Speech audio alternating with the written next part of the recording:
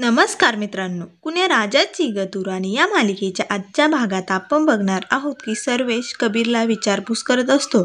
त्यावर माया म्हणते, by the way Sarvesh, आपण इथे कशासाठी आलोय ते काम आधी करून घेऊया. तर लगेच माया म्हणते, कुठपर्यंत आली तुमच्या लग्नाची तयारी? हा हॉल काही सजवणार आहे की नाही, का असाच ठेवणार आहे लग्नासाठी?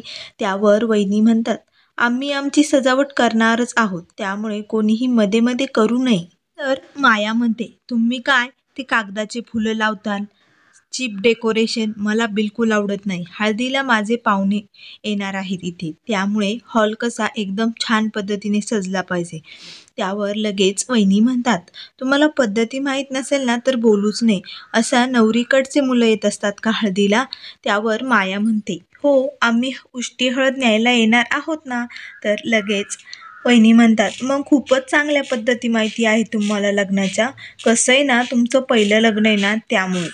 तर लगेच मधू म्हणते, वहिनी जाऊ द्या ना, तसंही आपण त्यांना मेहंदीच्या कार्यक्रमाला बोलवणारच आहोत. आपण मेहंदी खूप मस्त करणार आहोत मुलांसाठी.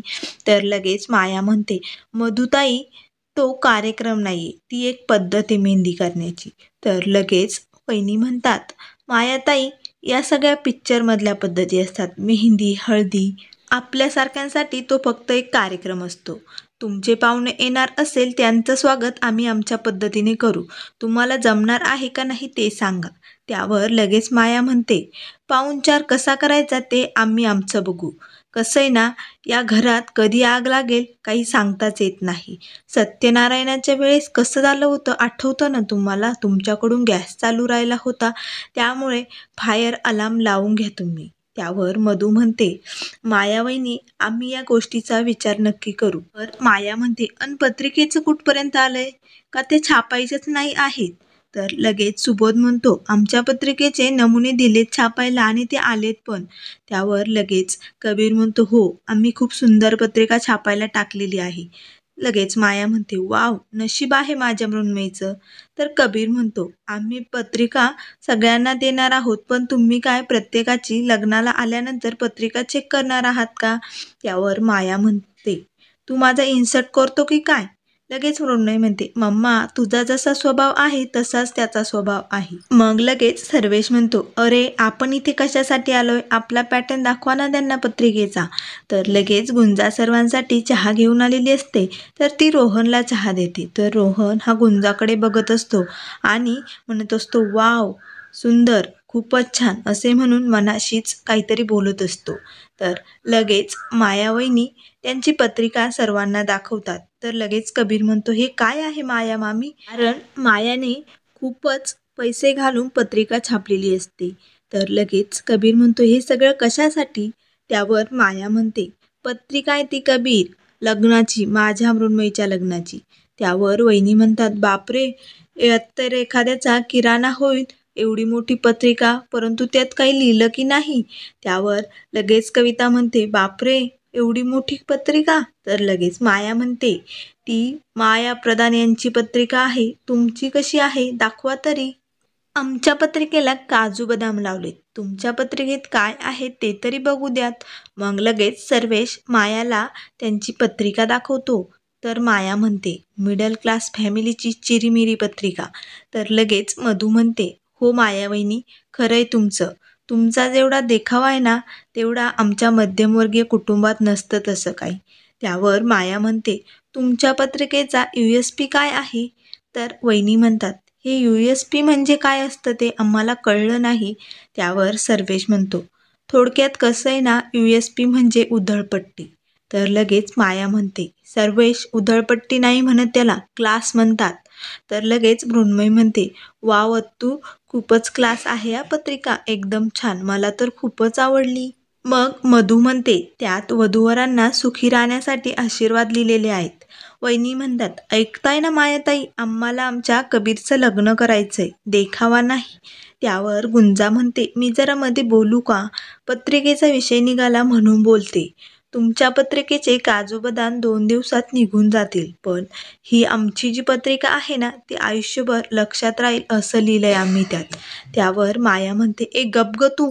जरा काही विषय काढला की तुम्ही लोक लगेच विषय टाळता. तर लगेच वहिनी म्हणतात, मायाताई, आमच्या पत्रिकेत कबीर आणि मृण्मयीसाठी गुंजांनी खूप मस्त कविता लिहिली. त्यावर माया म्हणते, काय?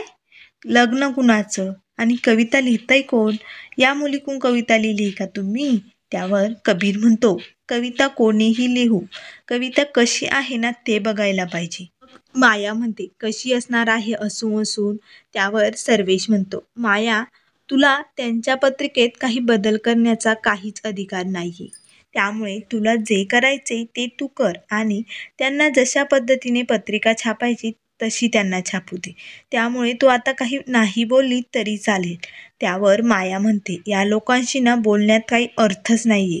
त्यामुळे आता मला इथे थांबण्याची इच्छा बिलकुलच नाही. त्यामुळे मी आता निघते इथून. असे म्हणून लगेच रोहनला म्हणते, रोहन लेट्स गो. असे म्हणून लगेच तिथून रागाने निघून जाते.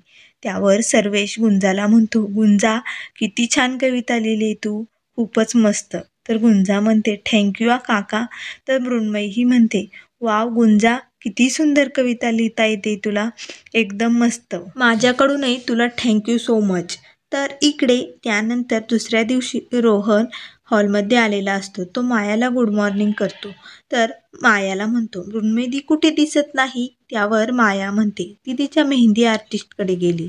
तर तुला चहा घ्यायचा का असे ती त्याला विचारत असते. त्यावर रोहन म्हणतो, नाही नको, मूडच गेलाय माझ्या रूममध्ये माझी बेस्टी आलीच नाही. त्यावर सर्वेशचे हे लाड आहे सर्व नोकरांचे असे माया त्याला सांगत असते. मग लगेच माया ते सुधाकर भाऊंना बोलवते आणि म्हणते, तुम्ही रोहनला बेस्टी का दिली नाही त्याच्या रूममध्ये? त्यावर ते काका म्हणतात, चुकून माझ्या लक्षात राहिलं नाही. तर माया लगेच त्यांना कामावरून काढून देते. ते खूप विनंती करत असतात, परंतु माया त्यांचं काहीच ऐकत नाही आणि त्यांना घराबाहेर निघून जायला सांगते. त्यावर रोहन म्हणतो, तू तर त्यांना डायरेक्ट घरातून काढूनच दिलं. सर्वेश मामाला जर कळलं तर? तर माया म्हणते, नाही, सर्वेश बाहेर गेला आहे. त्यावर रोहन म्हणतो, परंतु आज तर सरपोतदार फॅमिली येणार आहे. तर माया म्हणते, मग बघच आता, सर्वेश घरात नाहीये, मी कशी जिरवते त्या सरपोतदार फॅमिलीची. लगेच रोहन ती पत्रिका वाचत असतो आणि म्हणतो, ही मुलगी जरा तिखटच वाटते. लग्न कुणाचं आणि कविता लिहिताय कोण? मला थोडंसं विचित्रच वाटतंय. त्यावर माया म्हणते, तुला काय माहिती गुंजाबद्दल? त्यावर रोहन म्हणतो, मी जग फिरलोय त्यामुळे मला चांगलंच माहिती माणसे कसे असतात. मैदीचं लग्न कविता गुंजाचे आणि ती हार्ट वॉर्मिंग कविता कबीरने अप्लोय कशी काय केली हेच मला जरा विचित्र वाटते. त्यावर माया म्हणते, मला आहे ना या गुंजाचा खूप राग येतो. तिची ना लग्नाआधी काहीतरी वाट लावायला पाहिजे. मी एक प्लॅन केलेला आहे, परंतु ती एकटी सापडायला पाहिजे. मग बघच कशी मज्जा येते, तिची वाटच लागणार आहे. त्यानंतर इकडे अशोक आणि काका दोघेही पैसे आणण्यासाठी बँकेत निघालेले असतात. तर मधू म्हणत असते, हो कबीरला नाहीतर सुबोधला घेऊन जा. त्यावर अशोक म्हणतो, नाही, कबीरला जर कळलं ना आम्ही पैसे आणायला चाललोय तर तो मला पैसे काढून देणारच नाही. त्यामुळे आम्ही जातो. मग गुंजा म्हणते, काका एकदम व्यवस्थित जा बरं का, आणि आपल्याकडे पैसे आहे असे दाखवू नका. दगडं असल्यासारखं वागायचं, मी पिक्चरमध्ये बघितलंय. त्यावर लगेच अशोक म्हणतो, हो तुम्ही काहीही काळजी करू नका, आम्ही दोघे आहोत ना. त्यावर मधू म्हणते, वयस्कर झाला आहात तुम्ही, सुबोधला तरी घेऊन जा. त्यावर अशोक म्हणतो, नाही ग बाई. मग मधू म्हणते, ठीक आहे, सावकाश जा, काळजी घ्या.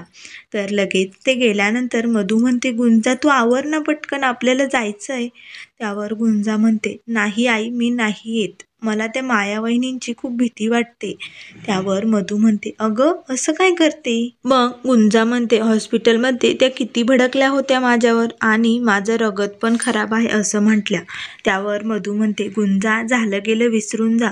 शेवटी तूच मृण्मयीला रक्त देऊन वाचवलं की नाही. शेवटी त्यांना पश्चाताप झाला होता ना. आज तिथे पदार्थांच्या टेस्ट करायच्या आहे. तुला स्वयंपाकातलं चांगलं कळतं गुंजा, त्यामुळे तू चल आणि मला कबीरच्या लग्न होईपर्यंत प्रत्येक ठिकाणी मला तू हवी आहेस गुंजा.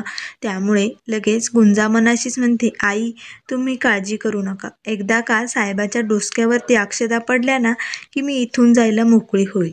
त्यानंतर इकडे अशोक आणि काका दोघेही पैसे घेऊन बँकेतून बाहेर पडलेले असतात. तर 2 माणसे येऊन त्यांना म्हणतात, एवढी कॅश घेऊन तुम्ही कुठे चालला आहात? किती कॅश आहे?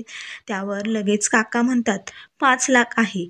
त्यावर अशोक म्हणतो, दादा तू गप्प बैस जरा.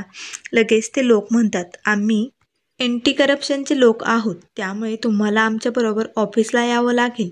तर लगेच अशोक म्हणतो, का? तुमचं आयडेंटी कार्ड कुठे आहे? दाखवा बरं. तर लगेच ते लोक शांत होतात. त्यावर लगेच अशोक काकांच्या हातात बॅग देतो आणि म्हणतो, दाखवा तुमचं आयडेंटी कार्ड कुठे? हे माझे PFचे पैसे आहेत, माझ्याकडे पावती आहेत. असे म्हणताच ते लोक लगेच काकांच्या हातातून बॅग ओढून पळत जातात. तर अशोक आणि काका दोघेही त्यामागे धावत असतात. परंतु तेवढ्यात काका खाली पडतात व ते अशोकला आवाज देतात. मग अशोक लगेच काकांकडे पाठीमागे जातो. ते लोक पैसे घेऊन फरार झालेले असतात. तर मित्रांनो, पुढील भागात कबीर, गुंजा व सर्वजण मायावहिनीच्या घरी आलेले असतात. पदार्थांची चव घेण्यासाठी व मेन्यू ठरवण्यासाठी मायाने त्यांना तिथे बोलावलेलं असतं. तर लगेच तो माणूस सांगतो की हा मेन्यू 5,000 रुपयाला 1 प्लेट आहे. त्यावर कबीर म्हणतो, काय? 5,000ला 1 प्लेट? शक्यच नाहीये. एवढं महाग कुठे असतं का? 700-800 पर्यंत दाखवा. त्यावर माया म्हणते, नाही, मला माझ्या मृण्मयीच्या लग्नात असाच मेनू ठेवायचा आहे. मग तो माणूस दुसरा मेनू दाखवत असतो. हा 3,500 रुपयाला 1 प्लेट मिळेल तुम्हाला. तर माया म्हणते, तुम्ही चाखून तर बघा. तर लगेच गुंजा खाण्यासाठी बसलेली असते. तर गुंजाला कधीही अशी चमच्याने खायची सवय नसते. त्यामुळे ती दोन्ही चमच्याने असे घास खाण्यासाठी जाते. तेवढ्यात लगेच तिच्याकडून ती भाजी उडते आणि मायाच्या कपाळावर सांडते. तर लगेच माया तिच्याकडे खूपच रागाने बघत असते. तर गुंजा खूप घाबरून गेलेली असते. आता भडकलेली माया गुंजाचं काय करणार हे आपल्याला लवकरच बघायला मिळेल. त्यामुळे अशाच मालिकेच्या अपडेट पाहण्यासाठी चॅनलला लाईक करा, सबस्क्राईब करा आणि व्हिडिओ पाहिल्याबद्दल धन्यवाद.